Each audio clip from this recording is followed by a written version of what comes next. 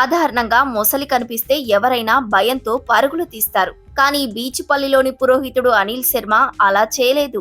ఆయన దృష్టిలో అది కేవలం ఒక జలచరం మాత్రమే కాదు, ఆధ్యాత్మిక సంకేతంగా కనిపించింది. మన పురాణాలలో ప్రతి జీవికి ఒక ప్రత్యేక స్థానం ఉంది. అలానే మొసలిని కూడా వర్షాలకు, జల నిధులకు అధిపతి అయిన వరుణ దేవుడి వాహనంగా భక్తులు భావిస్తారు. ఆ నమ్మకంతోనే అనిల్ శర్మ భయపడకుండా ఆ మొసలి దగ్గరకు వెళ్లారు.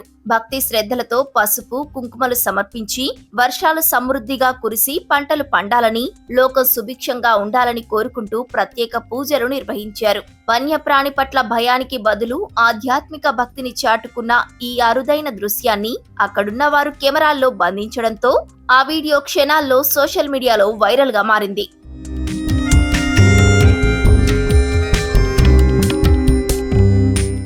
శాస్త్రోక్తంగా పూజా కార్యక్రమాలు పూర్తయిన తర్వాత ఆ మొసలిని సురక్షితంగా తిరిగి కృష్ణానదిలోకి సాగనంపారు. ప్రకృతిని, అందులోని జీవరాశులను దైవ స్వరూపంగా భావించే భారతీయ సంప్రదాయానికి ఈ సంఘటన ఒక నిదర్శనంగా నిలిచింది.